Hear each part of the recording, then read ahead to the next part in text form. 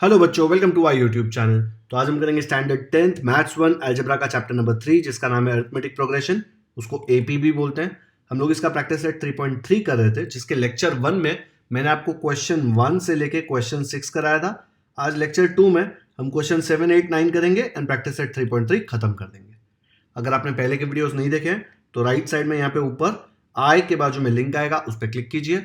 आपको arithmetic progression के सारे लेक्चर्स मिल जाएंगे। चलो शुरू करते हैं। 7th क्वेश्चन में दिया है, इन an AP sum of 3 consecutive terms. Consecutive मतलब एक के बाद एक, तो ऐसे 3 एक के बाद एक टर्म्स हैं, उनका सम है 27। ठीक है, एपी है और उसके 3 कॉन्जिक्यूटिव टर्म्स का सम है 27 एंड देयर प्रोडक्ट, वो तीनों नंबर को मल्टीप्लाई किया तो उनका प्रोडक्ट आ रहा है 504। Find the terms. अभी ना इसमें लेट्स से अगर ये लाइन आपको नहीं दिया होता और आप बोलते थे 3 कॉन्जिक्यूटिव टर्म्स है, तो उसको मैं ले लेता हूं, एक को x, एक को y, एक को z, तो क्या होगा पता है प्रॉब्लम?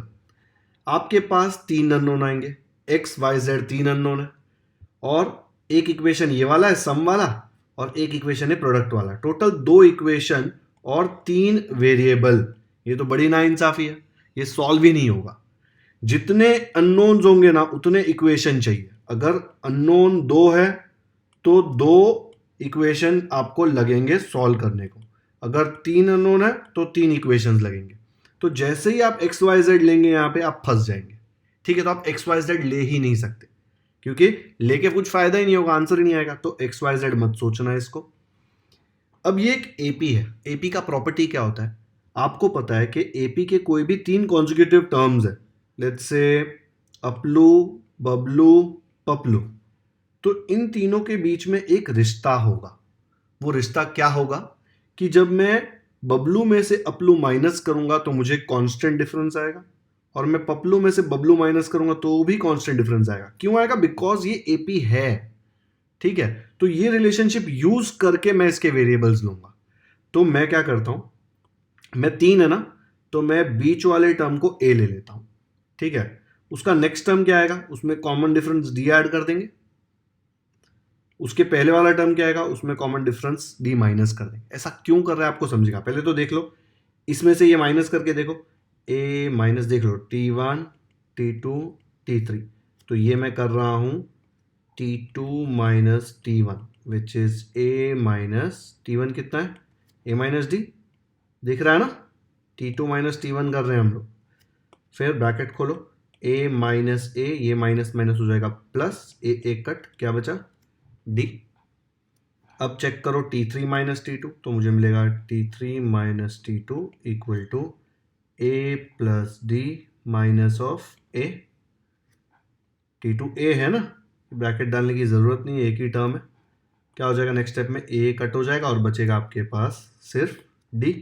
दिख रहा है, कॉमन डिफरेंस दोनों में कांस्टेंट आ रहा है। इसका मतलब क्या है, ये एक एपी है और ये तीनों टर्म कॉन्जिक्यूटिव है। देखो एक के बाद एक है, एक के बाद एक रहेगा तो ही 2 का और ये 2 का कांस्टेंट लूंगा डिफरेंस, तो डी आएगा ना कॉमन डिफरेंस। अब ये लेने का एडवांटेज क्या है, देखो आप जब भी ये तीनों को ऐड करोगे तो क्या होगा, जब भी आप ये तीनों को ऐड करोगे, ए माइनस डी प्लस ए प्लस डी, ये तीनों टर्म को ऐड कर दिया तो minus D plus D cancel, बचा क्या, ए प्लस ए 3 है। तो ये 3a मिलने का एडवांटेज क्या है, दिख रहा है। ये वाला इक्वेशन जो था उसमें d और a दो अननोन्स थे। तो अगर ये क्वेश्चन ही देख लो, in an AP sum of 3 consecutive terms is 27। अगर मैंने हीरो बन के तीनों टर्म एक्स वाई जेड लिया होता तो तीनों सम क्या करेंगे, तीनों का sum x plus Y plus Z equal to 27। बस इसके आगे क्या करो, इसका कुछ कैंसिल नहीं हो रहा, ना मुझे x का वैल्यू मिल रहा है, ना y का मिल रहा है, ना z का मिल रहा है। लेकिन अगर मैं x, y और z ना लूं और 3 टर्म ले लूं, a माइनस डी, ए और a प्लस डी, 3 टर्म लेना ना, आप कुछ भी ले सकते हैं, अपलू पपलू चपलू, मैंने बोला था ना। तो मैंने अगर ये 3 टर्म लिए और ये कंडीशन यूज करी, sum of 3 consecutive terms is 27, first term, second term, 3 term, और तीनों का सम है 27। अगर तीनों का सम 27 है तो ये डी डी तो कट हो गया, क्या बचा, ए प्लस ए मतलब 1a 1a 1a मतलब 1 प्लस 1 प्लस 1 3। तो मुझे मिल गया 3a। 3a इक्वल टू क्या आ गया, 3a इक्वल टू आ गया 27। तो a क्या मिल गया आपको, ये 3 इधर मल्टीप्लाई हो रहा है, वहां जाके डिवाइड होगा, 3 1 3 9 तो आपको मिल गया a इक्वल टू 9। आपको a इक्वल टू 9 एक ही इक्वेशन में मिल गया, सिर्फ एक कंडीशन लगाई ये वाली और उससे आपको a का वैल्यू मिल गया। एक्स वाई जेड लेते तो नहीं मिलता, इसलिए ये लेने का एडवांटेज है।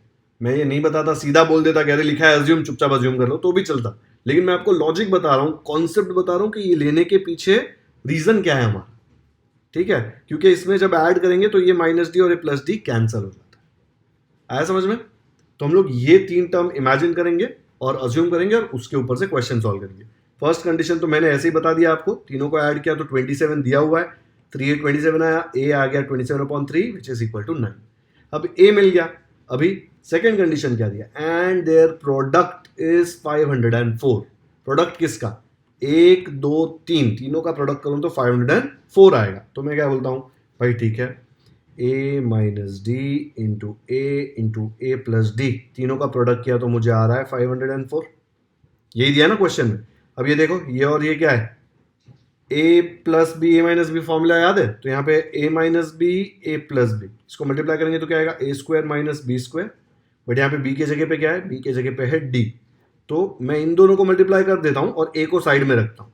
तो ये a को साइड में रखा और इधर आया a square minus D square equal to 504। किसको किसको मल्टीप्लाई किया, ये इसको और इसको, ये a को ऐसे ही साइड में लिख दिया और ये दोनों को कंबाइन करके हमको ये मिल गया। ओके, बट a का वैल्यू तो हमको पता है, a इज 9, तो a का वैल्यू सब्स्टिट्यूट कर दो तो मुझे मिलेगा 9 into 9 square minus D square equal to 504। ये 9 यहाँ पे मल्टीप्लाई हो रहा है, करेक्ट, वहाँ जाके क्या होगा, वहाँ जाके डिवाइड होगा इधर। तो मैं पहले ही भेज रहा हूँ, इसको रफ में करा रहा हूँ ना, फेयर में स्टेप दे दूंगा उसका। तो ये आ जाएगा 9 1 जार और ये हो जाएगा 9 5 जार 45 और 5 बचा 9 6 जार, तो आ गया 56। तो मुझे मिला 9 स्क्वायर कितना होता है 81 minus D square equal to यहाँ बचा 56। ये माइनस डी स्क्वायर को उधर भेज दो, ये 56 को इधर लेके आओ, तो 81 माइनस 56 होगा बिकॉज यहाँ पे प्लस है, इधर आके माइनस, ये माइनस डी स्क्वायर वहाँ जाके प्लस डी स्क्वायर बन जाएगा। तो मैं लिख सकता हूँ equal to d square. 81 minus 56 कितना होता है 66, 76 और 5 81, मतलब 25 आता है डी स्क्वायर। और अगर मुझे डी की वैल्यू फाइंड करनी है तो मैं दोनों तरफ स्क्वायर रूट ले लूंगा। इस तरफ जब स्क्वायर रूट लूंगा तो स्क्वायर के साथ छतरी कैंसिल, तो मुझे मिलेगा डी। ओके, जब इस तरफ स्क्वायर रूट लूंगा कैंसिल, इस तरफ क्या होगा, 25 का स्क्वायर रूट आप बोलेंगे 5 है, 5 नहीं है, प्लस माइनस 5, क्योंकि नेगेटिव भी आता है ना। तो आपको a मिल गया 9 और d मिल गया प्लस माइनस 5।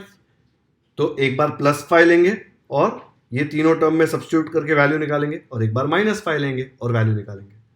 इन शॉर्ट ये सब बहुत ईजी है, मेन काम ये अजम्पशन का है, वो भी इन लोगों ने चीटिंग करके आपको क्वेश्चन में ही दे दिया, assume that 3 consecutive terms are this. इतना टाइम क्यों लगा क्वेश्चन करने को, क्योंकि मैं आपको एक्सप्लेन कर रहा था कि ऐसा मैं क्यों कर रहा हूं। डन, चलो इसको देखते हैं फेयर में कैसे सॉल्व करेंगे। तो पहले तो लिख दिया let the 3 consecutive terms be a minus d a and a plus d. मैंने बताया आपको क्यों लिया ये, according to the first condition ये तीनों का सम जो है वो है 27। तो मैंने a minus D plus A plus D तीनों को ऐड किया, 27 आया। मेरा ये वाला टर्म माइनस डी और ये प्लस डी कैंसिल हो गया, 1a plus 1a which is 3a और साइड में 27। ये a का वैल्यू चाहिए तो 3 यहाँ पे मल्टीप्लाई हो रहा है, वहाँ जाके डिवाइड होगा। यहाँ पे आप कट करेंगे 3 1 जार और ये 3 9 जार, आपको आया 9/1 विच इज़ 9। तो आपको a की वैल्यू फर्स्ट कंडीशन में से आ गई, साइमल्टेनियसली सॉल्व भी नहीं करना पड़ा। क्यों, बिकॉज हमने दिमाग लगा के ये अज्यूम किया, और ये अज्यूम है ना, आप 11th 12th में भी ये क्वेश्चन आने वाले तब भी आपको काम आएगा। सेकेंड कंडीशन दिया है कि तीनों का प्रोडक्ट लिया तो 504 आता है, तो तीनों नंबर मल्टीप्लाई कर दिया।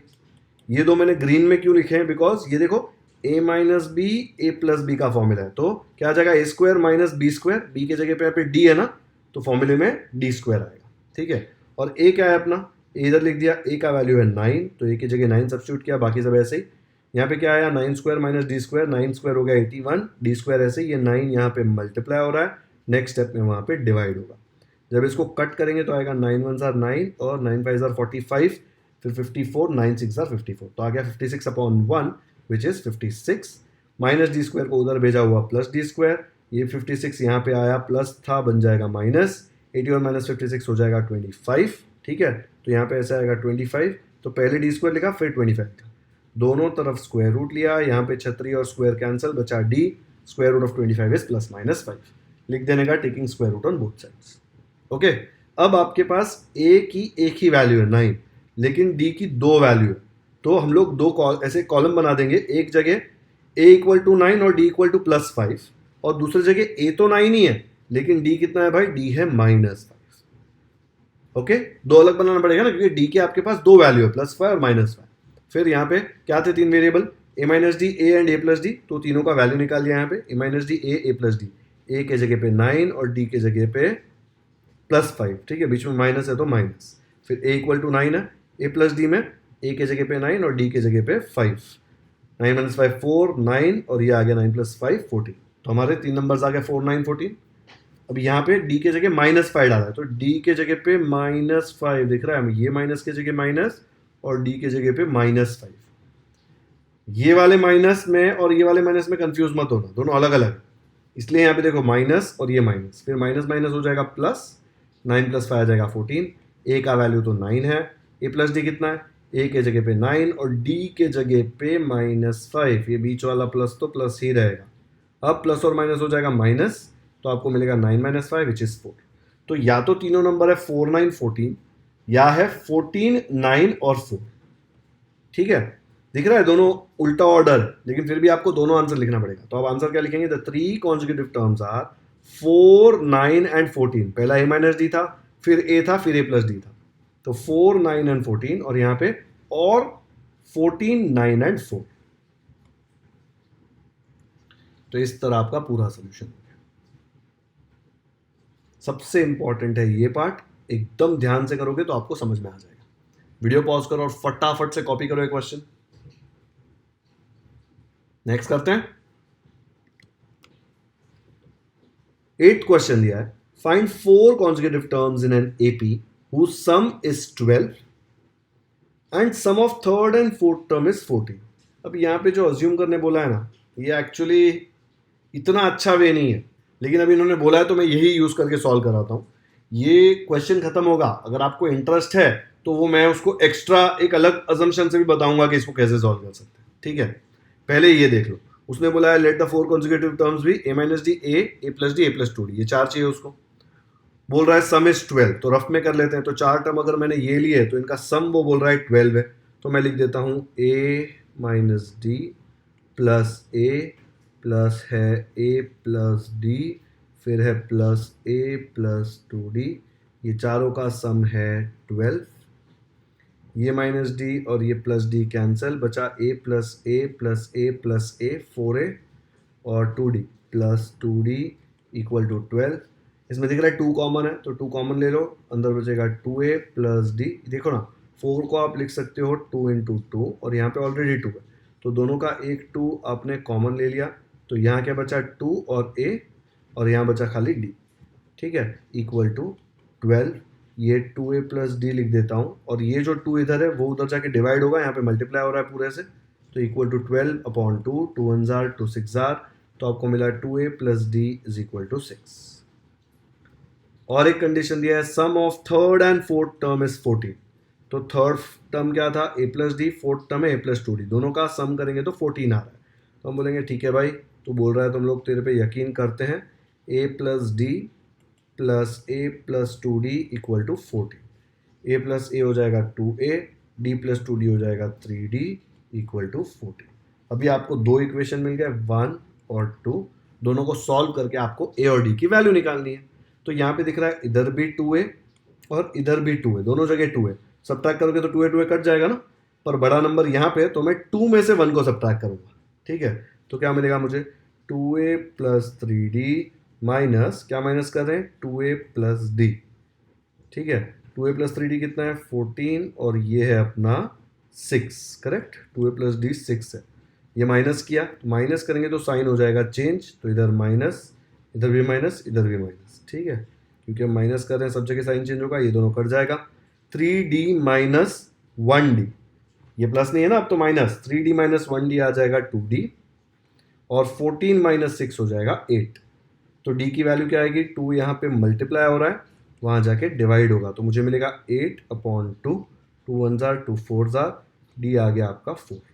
अभी आपको क्या चाहिए, आपको a चाहिए, ए के लिए ये जो डी इक्वल टू 4 आया ना, ये हम लोग इधर सब्स्टिट्यूट कर देंगे, तो क्या मिलेगा 2a प्लस वहाँ पे हम लोग डी के जगह लिख देंगे 4 इक्वल टू आ जाएगा 6, है ना। खाली 2a प्लस डी में डी के जगह 4 डाल दिया, तो मुझे मिला 2a इज इक्वल टू, ये 4 उधर भेजो, यहाँ पे प्लस है, वहाँ जाके माइनस होगा, 6 माइनस 4 आ जाएगा 2a। अगर a का वैल्यू चाहिए तो ये 2 को यहाँ से भगाओ, ये 2 यहाँ पे मल्टीप्लाई हो रहा है, वहाँ जाके हो जाएगा, ये 2 ऐसे ही रहेगा, ये वाला 2 नीचे आएगा, 2/2 आ जाएगा 1, तो आपको 1/1 क्या होता है 1, तो a की वैल्यू मिल गई 1, d की वैल्यू मिल गई 4। क्या अज्यूम किया था आपने कि पहला टर्म a माइनस डी, दूसरा a, तीसरा a प्लस डी, चौथा a प्लस 2d, सब जगह a और d की वैल्यू सब्स्टिट्यूट करो तो आपको चारों टर्म मिल जाएंगे। a और d मिल गए ना आपको, तो चारों टर्म मिल जाएंगे, समझा। तो यहाँ पे आपको साइमल्टेनियसली सॉल्व करना पड़ा और इसको निकाल दिया। ओके, चलो इसका सोल्यूशन देखते हैं कि एग्जाम में कैसा लिखेंगे, स्कूल नोटबुक कंप्लीट करेंगे तो हम इसको कैसे लिखेंगे ताकि आपको फुल मार्क्स मिले। तो हमने इसका कॉन्सेप्ट एकदम अच्छे से समझ लिया, अब इसको लिखते हैं ऐसे, देखो, let the 4 consecutive terms be a minus d, a plus d, a plus 2d, यहां से आए। ओके, फिर according to the first condition बोल रहा है वो कि सबका सम 12 है, तो ये चारों को ऐड किया और 12 आया। ये चारों को जब मैंने ऐड किया तो एक माइनस डी और एक प्लस डी कैंसिल हुआ, और a plus A plus A plus A 4a and ये 2d, और ये 12 तो ऐसे ही। इसमें 2 कॉमन लिया तो इधर बचेगा 2a और यहाँ बचेगा खाली d, ये 2 यहाँ पे मल्टीप्लाई हो रहा है, वहाँ जाके डिवाइड होगा, 2 1 जार 2 6 जार, इसलिए नीचे आ गया 6, एक स्टेप मैंने कम किया, ठीक है। सेकेंड कंडीशन बोलता है कि थर्ड और फोर्थ टर्म का सम किया तो 14 आता है, ठीक है। तो a प्लस ए हो गया 2a और d प्लस 2d हो गया 3d, d प्लस 2d मतलब 1d प्लस 2d, है ना। तो सेकेंड इक्वेशन मिल गया। 2a है, सब्ट्रैक्ट करेंगे तो कट हो जाएगा, तो सब्ट्रैक्ट कैसे करेंगे, इक्वेशन 1 को 2 में से मतलब 2 पर आएगा और 1 नीचे आएगा। सब्ट्रैक्ट करें इसलिए इधर प्लस था तो माइनस हो जाएगा, इधर भी प्लस है तो माइनस हो जाएगा, इधर भी प्लस है तो माइनस हो जाएगा। जैसे ही आपने माइनस किया ये 2a गड़ गया, फिर क्या बचा आपके पास, बचा 3d माइनस 1d, ये मत देखो भी, माइनस देखो, 3 माइनस 1 2, d के जगह d, 14 माइनस 6 आ जाएगा 8, d की वैल्यू क्या आएगी, 2 यहाँ पे मल्टीप्लाई हो रहा है, वहाँ जाके हो जाएगा डिवाइड, और आप कट करोगे तो आएगा 2 1 जार 2 4 जार, d की वैल्यू आ गई 4। तो d की वैल्यू जैसे ही मिली उसको इक्वेशन 1 में या 2 में सब्स्टिट्यूट करो, मैं इक्वेशन 1 में d के जगह पे 4 डाल रहा हूँ, तो मुझे मिलेगा 2a प्लस 4 इक्वल टू 6, 4 उधर भेजा, यहाँ पे प्लस था, वहाँ जाके माइनस, 6 माइनस 4 करूँगा तो आ जाएगा 2, और ये 2 यहाँ पे मल्टीप्लाई हो रहा है, वहाँ जाके डिवाइड होगा, 2/2 कट करके क्या आएगा 1, ऐसे कट कर सकते हो ना, 2 1 जार 2 1 जार, 1/1 1 होता है। तो आपको मिल गया भाई d और आपको मिल गया a। चार आपने क्या नंबर अज्यूम किए थे, a minus d, a plus d, a plus 2d, तो मैंने चारों लाइन में लिख दिए, a minus d, a plus d, a plus 2d, और सब जगह a का वैल्यू 1 सब्स्टिट्यूट किया और d का वैल्यू 4, तो a का वैल्यू 1, d का value 4, 1 minus 4 which is minus 3, फिर a इक्वल टू 1, सीधा a इक्वल टू 1 है, फिर a प्लस डी में a equal to 1, d equal to 4, तो 1 प्लस 4 आ जाएगा 5, फिर a equal to 1, d equal to 4, तो 1 प्लस 2 इंटू 4 क्या आ जाएगा, 2 इंटू 4 आ जाएगा 8, 1 प्लस 8 इज 9। तो आपको चार नंबर क्या मिल गया, देखो ब्लू कलर में -3 1 5 और 9, तो मैं लिख दूंगा द 4 कॉन्सेक्यूटिव टर्म्स आर -3 1 5 9। यहाँ पे हमको कॉलम बना के दो अलग अलग करना नहीं पड़ा, बिकॉज डी की और ए की एक एक वैल्यू ही आई है। इसके पहले जो क्वेश्चन किया था उसमें डी आपको आया था +-5, डी में 2 ऑप्शन थे, इसलिए आपको 2 बार अलग अलग करना पड़ता और 2 आंसर आए थे, इसमें एक ही आंसर आया है, ठीक है। तो ये ऐसे ही करना, एकदम नीटली सब कुछ लिखना ताकि आपको इसके फुल मार्क्स मिले। हो गया। अभी ये एक्स्ट्रा है, ये आपको नहीं समझा तो टेंशन मत लेना, ये ऐसे ही सिखा रहा हूं कि इसको और कैसे कर सकते थे। उसने बोला अज्यूम द 4 टर्म्स ऐसे ना, 4 टर्म क्या है एपी में, तो अगर मैं 4 टर्म ऐसे अज्यूम करूं जिनका डिफरेंस कांस्टेंट है और एक एक्स्ट्रा प्रॉपर्टी है तो हमारा काम हो सकता है। तो यहाँ पे 4 टर्म बोला है, राइट। तो मैं फर्स्ट टर्म यहाँ पे लेता हूँ, एक ऐसे ले लो a माइनस डी और a प्लस डी, ये दोनों देखो एपी में है ना, इसमें से ये माइनस करोगे तो आपको 2d मिलेगा, 2d एक नंबर है, और अगर मैं 2 और लेता हूँ जिसमें मुझे 2d मिले तो मेरा काम हो गया। तो a माइनस डी से 2d कम मैं ले लेता हूँ a माइनस 3d, और a प्लस 3d से 2d ज़्यादा आ जाएगा आपको a प्लस 3d।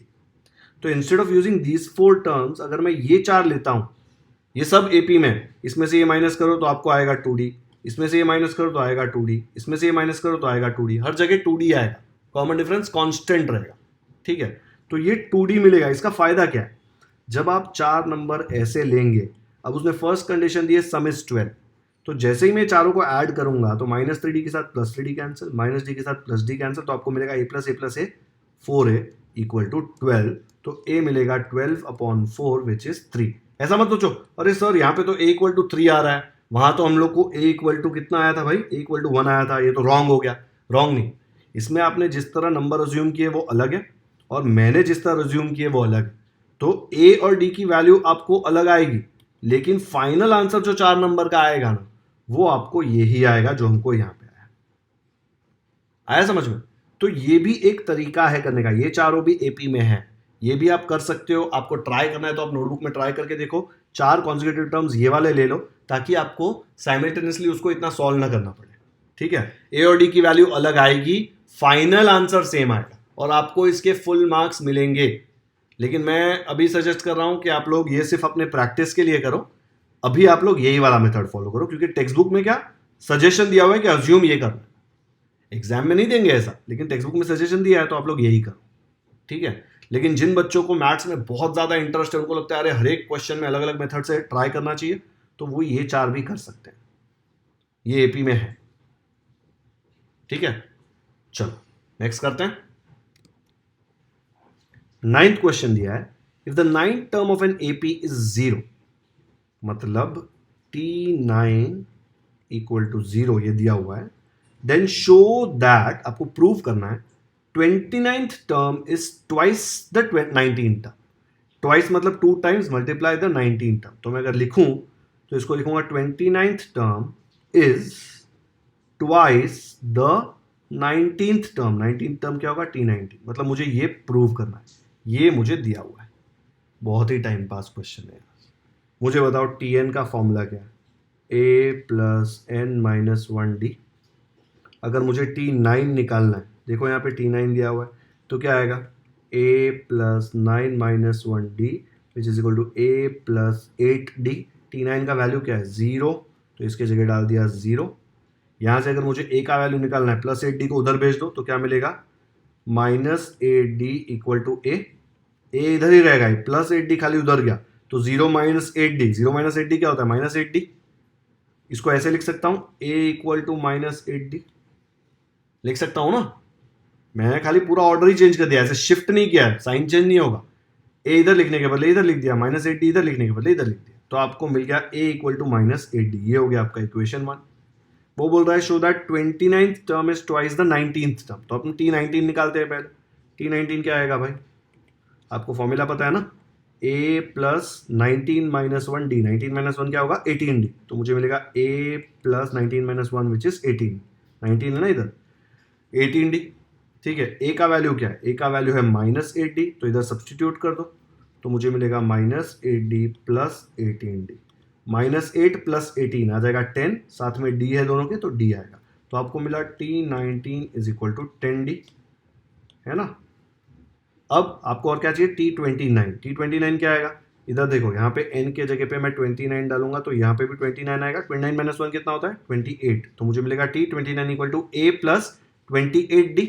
रफ में करा रहा हूँ इसलिए शॉर्ट में करा रहा हूँ, तो मुझे आया T29 = a + 28d। What is a, a is -8d, देखा ना हमने, तो a के जगह पे डाल दिया -8d प्लस ये 28d, ऐसे ही दोनों के पास d है, तो d आएगा -8 + 28, मतलब 28 - 8 which is nothing but 20। But मुझे प्रूव करना है कि this T29 is 2 times T19। T19 क्या है भाई, देख लो, T19 है 10d। मैं 20d को ऐसे लिख सकता हूं क्या, 2 × 10d कर सकता हूं ना, 2 10 20 होता है। और 10d क्या है, 10d है अपना T19, तो 10d के जगह लिख दिया 2 × T19। ये इधर से T29 हो गया ना, यही तो प्रूव करना था। T29 = 2 × T19। देखो क्या किया मैंने, T9 निकाला, T19 निकाला, T29 निकाला, तीनों को यूज करके प्रूव कर दिया जो प्रूव करना था। एकदम ही टाइम पास क्वेश्चन है, समझ नहीं आया। 9th इतना लास्ट है तो मुझे लगा थोड़ा डिफिकल्ट देंगे, इजी वाला दिया एकदम। ओके चलो फेयर में देखते हैं कैसे लिखेंगे इसको। तो यहाँ पे एकदम नीटली इसको लिखा, we know that Tn equal to A plus n minus one d. T9 अगर मुझे चाहिए तो यहाँ पे 9, यहाँ पे 9 माइनस वन दिख रहा है, 9 माइनस वन हो जाएगा 8, मुझे मिला a plus eight d equal to 0। A को इधर ही रखा, 8d को उधर भेजा तो मुझे मिलेगा minus eight d equal to a, फिर उसको लिखा ऐसे a equal to minus eight d. ठीक है, यहाँ पे एक और स्टेप बता देता हूँ, एक और स्टेप लिख लिया आपके लिए मैंने, प्लस एट डी को उधर भेजा तो बन गया माइनस एट डी, फिर minus eight d equal to a लिखूँ कि a equal to minus eight d लिखूँ, दोनों सेम है तो इसको ऐसे लिख दिया, ये बन गया इक्वेशन 1। नेक्स्ट हमको क्या चाहिए, T9 ले लिया, अब मुझे चाहिए T29 और T19, तो पहले T19 कैलकुलेट किया। T19 क्या आएगा, a प्लस एन के जगह पे आ गया था 19, तो यहाँ पे भी n के जगह पे आ जाएगा 19, तो मुझे मिलेगा a plus 19 minus one d, a के जगह पे minus eight d from equation 1, और 19 माइनस वन हो जाएगा 18, minus eight d plus 18d, दोनों के पास डी है तो आंसर में डी आएगा, और माइनस एट प्लस 18 मतलब माइनस, देखो ऐसा है, minus eight plus 18, minus plus minus 18 minus eight करो, 18 माइनस एट होता है 10, बड़ा नंबर कौन सा है 18, उसकी साइन है प्लस, तो आंसर आएगा प्लस 10। प्लस 10 को खाली 10 लिखो तो चलता है ना, तो 10 साथ में डी है तो डी। ऐसे ही मैंने T29 भी पूरा कैलकुलेट कर लिया। T29 में यहाँ पे n की जगह 29 आ जाएगा, 29 माइनस वन हो जाएगा 28, ए के जगह पे फिर से माइनस एट डी, देखो यहाँ पे लिया हुआ है तो आंसर रीजन में लिखो from 1, minus eight d plus 28d मतलब 28 minus eight which is 20, answer साथ में डी। 20d को मैं लिख सकता हूँ 2 इंटू 10d, और 10d क्या है अपना, 10d है इक्वेशन 2 से T19, तो 10d के जगह पे T19 लिखा और रीजन में लिखा फ्रॉम 2, क्या हो गया देखो, T29 equal to 2 into T19, यही तो प्रूव करना था, तो हेंस प्रूव्ड हो गया, तो लिख दिया therefore the 29 term is twice the 19th term, twice the 19th, यही पूछा था क्वेश्चन। ठीक है, हो गया काम हमारा, सबसे इजी क्वेश्चन ये 9th वाला क्वेश्चन था, आया समझ में। चलो फटाफट से कॉपी करो, ये हो गया। तो आज प्रैक्टिस सेट 3.3 का हमने लेक्चर 2 किया। लेक्चर 1 में मैंने आपको ये फर्स्ट पेज के 6 क्वेश्चंस कराए थे जिसमें SN का फॉर्मूला हमने सीखा था। आज लेक्चर 2 में मैंने आपको ये 7, 8 और 9 तीनों करा दिया, एंड इसी के साथ हमारा प्रैक्टिस सेट 3.3 जो है वो खत्म हो गया। ठीक है, तो हमारे अरिथमेटिक प्रोग्रेशन के 3 प्रैक्टिस सेट ऑलरेडी अपलोडेड है, इसके बाद प्रॉब्लम सेट भी अपलोड हो जाएगा, आपको सारे क्वेश्चंस मिल जाएंगे।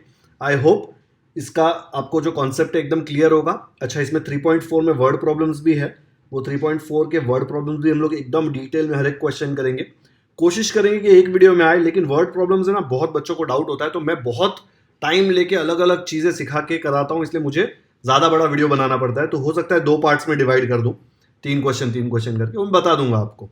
ठीक है, तो आज का वीडियो तो यहीं पे खत्म करते हैं।